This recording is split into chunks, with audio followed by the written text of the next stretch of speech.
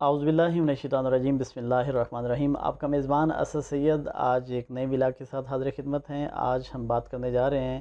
خوردنی oil کے حوالے سے۔ خوردنی آئل اسے کہتے ہیں جو ہم گھر میں اپنے ہر کھانے میں استعمال کرتے ہیں اور تقریباً ہر گھر کی ضرورت ہے اور ہر ملک میں استعمال کیا جاتا ہے، لیکن پاکستان میں آئل کا جو استعمال ہے وہ بہت زیادہ ہے اور ہر گھر کی ضرورت ہے اور اہم ضرورت ہے۔ پاکستان نے کبھی بھی اپنے ملک میں اس آئل کو پیدا کرنے کے لیے کوشش نہیں کی تھی اور ہم ہمیشہ سے تقریباً 4 ارب ڈالر کا جو خوردنی آئل ہے وہ امپورٹ کرتے چلے آئے ہیں، لیکن 2020 کا سال پاکستان میں خوردنی آئل کے حوالے سے ایک انتہائی اہم سال مانا جائے گا اور دیکھا جائے گا مستقبل میں بھی، کیونکہ پاکستان نے 2020 میں خوردنی آئل کے حوالے سے ایک بہت بڑی اچیومنٹ حاصل کر لی ہے۔ پاکستان نے جو کہ 4000 ٹن اولیو آئل باہر سے امپورٹ کرتا تھا، اپنے ملک میں اس بار 1400 ٹن آئل خود بنایا ہے۔ وہ کیسے بنایا ہے؟ زیتون کے درخت اگائے ہیں، زیتون کے درخت اگا کے چھوٹی چھوٹی فیکٹریز لگا کے ان کے ذریعے ہم نے اپنے ملک میں ہی آئل کو بنایا ہے، جو کہ اس وقت تک کی جو تعداد ہمارے پاس آ رہی ہے اس میں 1400 ٹن ہم بنا چکے ہیں۔ اور کہا یہ جا رہا ہے ماہرین کی جانب سے کہ اگر ہم نے اسی طرح کوشش جاری رکھی اور آئندہ آنے والے 5 سے 10 سالوں میں ہم ملک پاکستان میں اتنا آئل بنا لیا کریں گے کہ ہمیں امپورٹ کرنے کی ضرورت نہیں پڑے گی انشاءاللہ۔ اور یہ آئل کیسے بنا ہے، کتنے کتنے درخت لگائے گئے ہیں اور کن کن علاقوں میں لگائے گئے ہیں، میں سب سے پہلے آپ کو یہ بتا دوں کہ پنجاب نے اس معاملے میں بھی جو ہے وہ سب سے آگے رہنے کا جو ہے وہ اعزاز اپنے نام کیا ہے، جس میں تقریباً 27-27.5 لاکھ درخت جو ہے وہ پنجاب میں اگائے گئے ہیں۔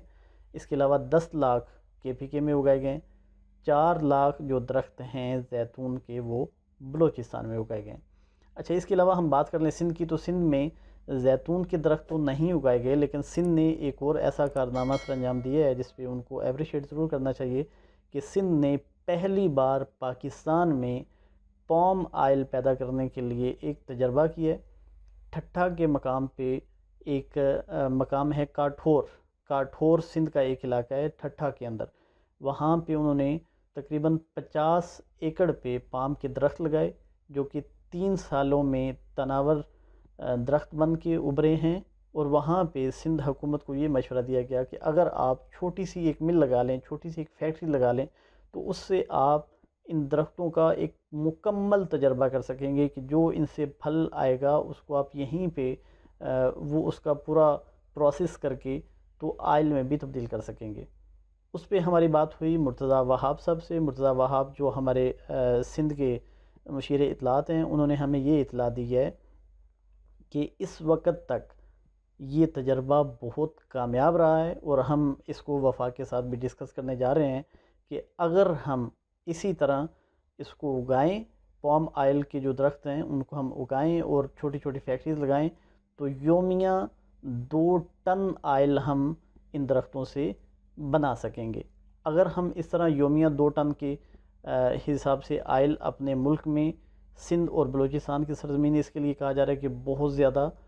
موزوں ہے اور ان کا ایسا ٹمپریچر ہے کہ وہاں پہ پام آئل جو ہے وہ بہت آسانی سے اگائے جا سکتے ہیں۔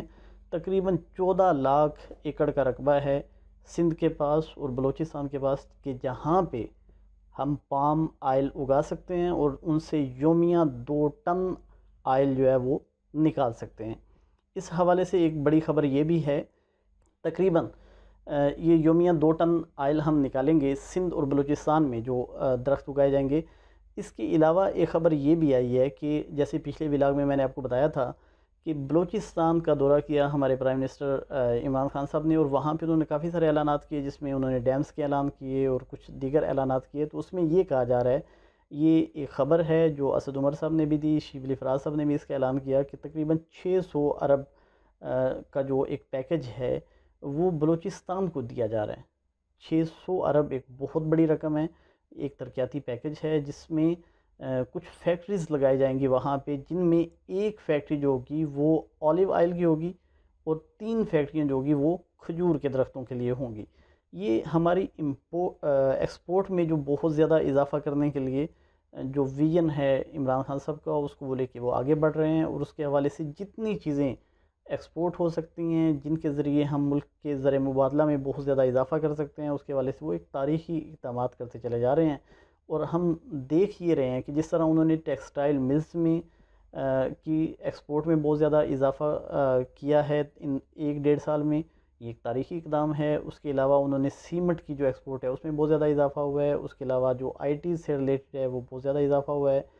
میڈیسن سے ریلیٹڈ ایکسپورٹ ہماری بہت زیادہ ہوئی ہے۔ تو اس سے ہمارا جو ملک پاکستان ہے اس کے زر مبادلہ میں بہت زیادہ اضافہ ہوتا چلا جا رہا ہے، اور ایشیا میں اس وقت جو پاکستانی روپیہ ہے وہ تقریباً دوسرے اور تیسرے نمبر پہ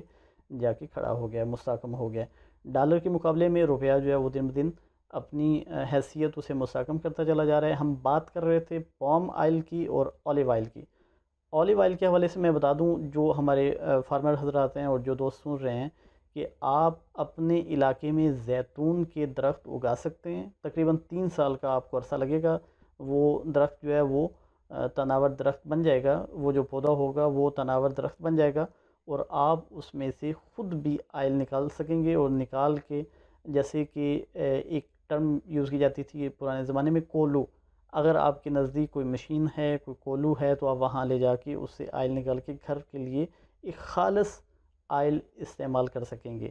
اگر آپ سمجھتے ہیں کہ آپ زیادہ نکال سکتے ہیں تو اسے آپ بیچ بھی سکتے ہیں، اور اسے آپ پاکستان کی ترقی میں بھی شامل کر سکتے ہیں۔ یہ تھی آج کی اہم خبر۔ انشاءاللہ آئندہ ویلاگ میں اہم خبروں کے ساتھ دوبارہ حاضر ہوں گے، اور ہمارے چینل کو سبسکرائب کرنا مت بھولیں، اور بیل آئکن پہ ضرور پریس کر دیں۔